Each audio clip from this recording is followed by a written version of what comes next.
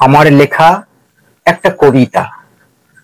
কবিতার নাম বর্তমানের রুচি ও ভাবনা।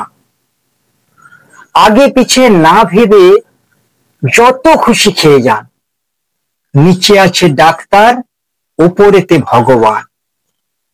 রেনটেক, জিনটেক, ফেনটেক মেডিসিন, ছোটবেলা নিয়েছি বাঁচবার ভ্যাকসিন। মশলা মুড়ি, ফুচকা, তেঁতুল, দু পেঁয়াজি চপ, পেঁয়াজ সঙ্গে কাঁচা লঙ্কা খাচ্ছে খোপাখোপ। কড়া রসুন, কাচ্চি ঘানি, দামি সরষের তেল, রিফাইন তেলে ফুলকো লুচি, লেগেই গেল খেল। মটন কষা, চিকেন কষা, কষা মাংসের সারি, ম্যাগি চাউমিন বিরিয়ানিতে চলছে মহামারী।